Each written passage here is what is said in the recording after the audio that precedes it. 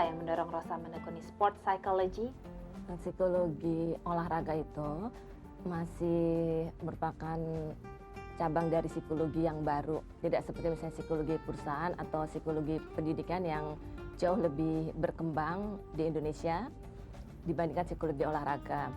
Nah, psikologi olahraga ini gimana peranan psikologi untuk membantu atlet supaya bisa berprestasi.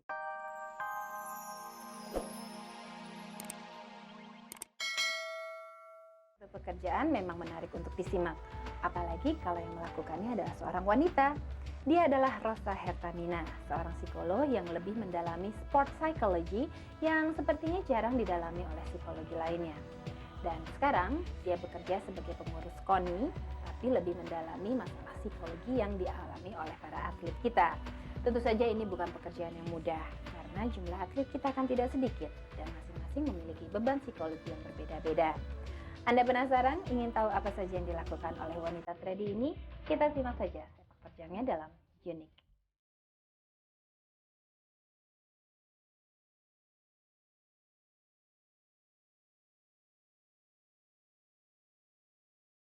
Apa yang mendorong Rosa menekuni sport psychology? Psikologi olahraga itu masih merupakan cabang dari psikologi yang baru. Tidak seperti misalnya psikologi perusahaan atau psikologi pendidikan yang jauh lebih berkembang di Indonesia dibandingkan psikologi olahraga. Nah, psikologi olahraga ini gimana peranan psikologi untuk membantu atlet supaya bisa berprestasi.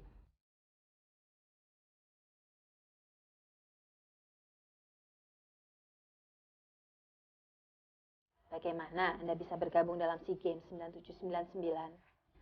Saya pertama kali terlibat di KONI ketika diminta untuk membantu SEA Games tahun 1997. Waktu itu baru sebagai psikolog untuk cabang olahraga renang dan senam. Tapi kemudian tahun 98 itu diminta juga untuk psikolog Asian Games Bangkok. Lalu mulai tahun 99 itu diminta untuk menjadi pengurus KONI pusat. Jadi di komisi pusat pelaksana latihan yang bertanggung jawab terhadap multi event seperti SEA Games, Asian Games, Olimpiade. Apa ada keraguan-raguan waktu itu? Ya, pertama kali masuk gitu ada sempet juga ya, saya bisa nggak ya, karena kan di KONI ini kita tidak hanya harus bisa mengayomi karyawan KONI yang jumlahnya lebih dari 150 orang, tetapi juga kita harus bisa mengayomi induk-induk olahraga. Sedangkan induk olahraga kan banyak jumlahnya, sekitar 45 atau 50 cabang gitu. Nah, pertama kali saya memang canggung karena semuanya senior saya dan umurnya jauh di atas saya. Waktu itu saya baru masih berusia 28 tahun, sedangkan pengurus yang lain itu usianya 40, paling muda 40 tahun, ada yang 50, 60 tahun. Jadi jauh sekali. Tapi saya berpikir ya mereka memilih saya karena mereka pasti telah melihat hasil kerja saya seperti apa. Lalu saya pikir ya apa salahnya saya mencoba gitu. Nah, dengan mencoba ini lalu saya nggak bisa langsung enak-enak aja udah masuk ya udah santai-santai, enggak. Saya juga menggali ilmu lagi dari senior-senior yang lain, misalnya dari dosen-dosen saya atau dari bapak-bapak di KONI ini juga sangat mensupport saya gitu. Anytime saya meminta diskusi dengan mereka, mereka bersedia. Apa tugas dari seorang sport psychology? Kadang masyarakat tuh menganggap bahwa peran psikologi itu hanya sekedar mendengar curhat atlet gitu. Misalnya atlet yang berkeluh kesah mengenai masalah pribadi atau masalah keluarga atau masalah pacar. Enggak, lebih dari itu perannya. Karena perannya di sini misalnya saja kita membantu bagaimana atlet tahu badannya dia dalam keadaan rileks atau dalam keadaan tegang. Juga gimana atlet misalnya apa yang harus dipikirkan atlet pada saat pertandingan itu juga harus dilatih dari sejak latihan. Tidak bisa pada saat nanti atlet bertanding baru hal itu terjadi. Bagaimana Anda menyesuaikan sebagai wanita dengan pria-pria yang usianya jauh di atas Anda? Ya, sama ini saya benar-benar menempatkan saya sebagai psikolog atlet, ya dengan profesi saya itu saya harus tahu sampai batas-batas mana saya bisa terlibat dalam kehidupan mereka gitu.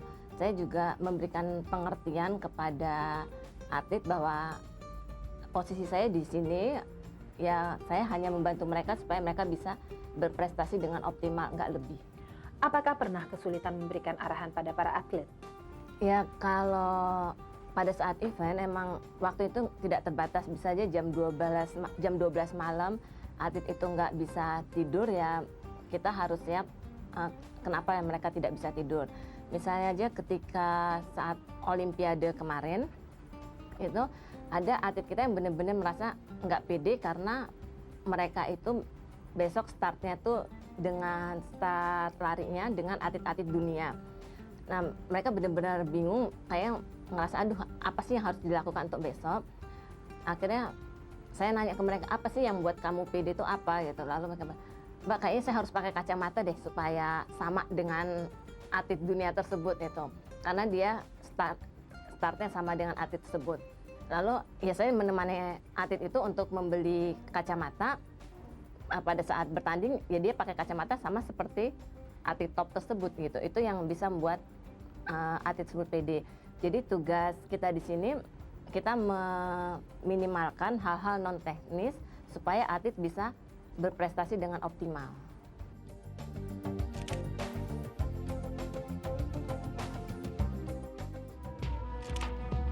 Wanita, kecantikan bagi kita mutlak sifatnya. Apalagi kalau pekerjaan menuntut kita untuk selalu berhadapan dengan orang lain, maka kesegaran muka dan tubuh adalah satu keharusan. Perawatan muka yang sering dilakukan adalah facial, dan banyak sekali salon kecantikan yang menawarkan jasa tersebut. Tapi sebenarnya wanita, kegiatan facial itu bisa kita lakukan sendiri di rumah. Bagaimana caranya? Kita simak dalam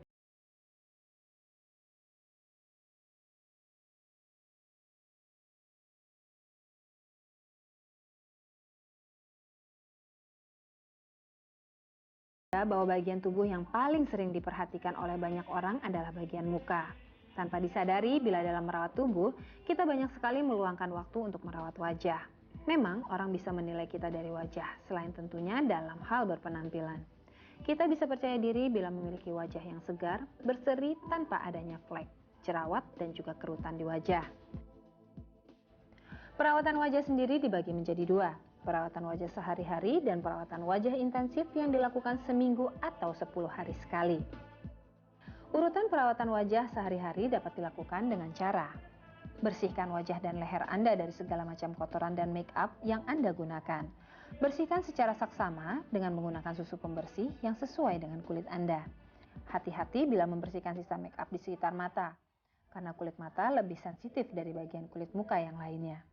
Biasanya untuk membersihkan bagian mata ada pembersih khusus mata yang aman dan dapat dibeli di pasaran. Lalu basuh muka dengan menggunakan lap dan air hangat guna membuka pori-pori agar kotoran dan kulit mati yang masih tersisa di dalam pori-pori ikut terangkat.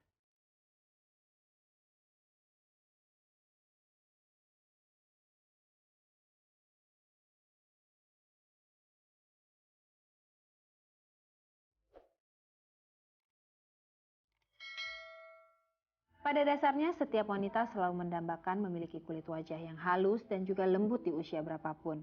Anda juga dapat memilikinya bila Anda selalu memelihara kesehatan kulit muka Anda. Perawatan intensif untuk wajah Anda dapat Anda lakukan di salon-salon kecantikan atau untuk mendapatkan hasil yang maksimal sebaiknya dilakukan oleh dokter atau tenaga ahli perawatan kecantikan. Bersihkan wajah dengan menggunakan pembersih dan penyegar sesuai dengan jenis kulit Anda. Gunakan krim khusus yang berfungsi untuk menipiskan spot hitam pada kulit akibat tanning ataupun penuaan diri. Krim itu harus mengandung pelembab untuk melembutkan kulit, serta agen filtran yang menjaganya dari pengaruh sinar ultraviolet A dan B. Untuk perawatan malam hari, Anda dapat menggunakan krim yang berfungsi untuk menghilangkan spot hitam pada kulit akibat tanning atau penuaan dini. Biasanya produk ini terdiri dari 3 persediaan, yaitu Hydro Essence, Lipo Essence, and Active Powder. Ratakan ke seluruh wajah dengan pengurutan secara perlahan-lahan. Gunakan sesudah mandi sore atau malam hari saat pori wajah terbuka.